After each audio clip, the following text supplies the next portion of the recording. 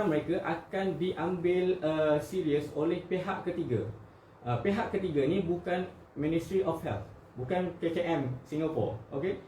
KKM Singapore, pihak kerajaan mempublicitikan vaksin secara besar-besaran.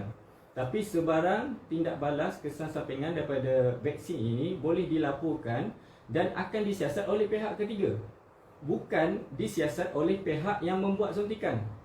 Jadi ada krisis of interest kat situ, ada konflik of interest di situ. Mana pihak yang berkempen, kalau contoh di Malaysia, kita yang berkempen vaksin tersebut dan kita yang siasat.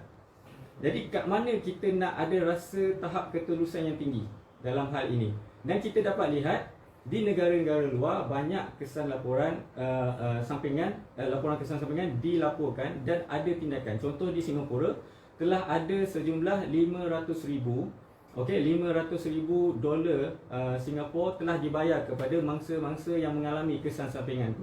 Dan laporan mereka diambil serius kerana mereka ingin memastikan vaksin yang sampai pada masyarakat adalah benar-benar selamat. Dan mereka yang ambil risiko untuk ambil suntikan tu, kebajikan mereka juga dijaga.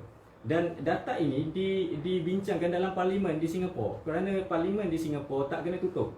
Okey, parlimen kat Singapura mereka boleh berbincang. Dan mereka boleh bebas masuk sebab mereka tak rasa bahaya kalau dah ambil 2 dos. Tapi di Malaysia kita terbalik, dah 99.98% bila ada beberapa individu positif COVID, satu parlimen ditutup. Tapi masa kita buat full lockdown 1 Jun, Menteri Ekonomi dia kata nak buka kilang, MITI kata nak buka kilang, Menteri DG tak ada kuasa untuk menghalang tindakan menteri. Tapi parlimen boleh tutup. Jadi saya rasa ini cukup misteri lah sebenarnya.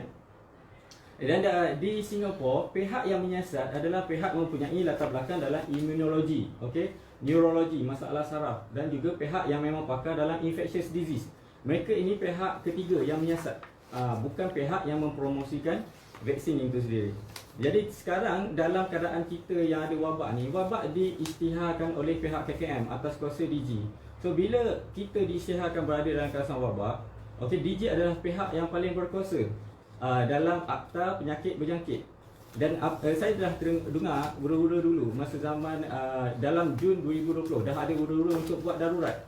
Tapi mereka menafikan. Bila masuk bulan 10 dibentang ataupun disampaikan kepada Yang di-Pertuan Agong, baru jelas adanya wujudnya draft untuk darurat. Tapi masa tu Agong menolak kerana jangkitan rendah. Time to time, tiba-tiba sahaja kita dapat positif yang tinggi hinggalah masuk awal tahun, tiba-tiba darurat diluluskan disebabkan angka yang tinggi. Jadi datang dari mana angka yang tinggi ini? Datang daripada proses pengumpulan kes-kes positif. Jadi dulu berbeza dengan sekarang. Dalam Ogos 2021, kerana dulu kita guna RT-PCR untuk kumpul kes positif. Sekarang kita guna RTK antigen yang mana result ni boleh dapat dalam tempoh 15 minit sahaja. Compare dengan RT-PCR dulu hampir 24 jam baru dapat result. Jadi that's why tak mustahil kita akan sentiasa ada kes positif sepanjang masa. Kita ni memang dah kawasan wabak, campak je test kit tu memang akan dapat positif di mana-mana. Dan kita menggunakan data positif itu untuk maintain dan kekalkan SOP yang kita ada tanpa ada sebarang penyelesaian. Dan mangsa kita adalah rakyat yang menerima vaksin secara percubaan ini. Tapi kita tidak membenarkan ivermectin dicuba pada rakyat atas dasar tak ada clinical trial, tapi untuk vaksin dibenarkan. Jadi ini adalah satu perkara yang sangat kontradiktif. Baik, jadi kita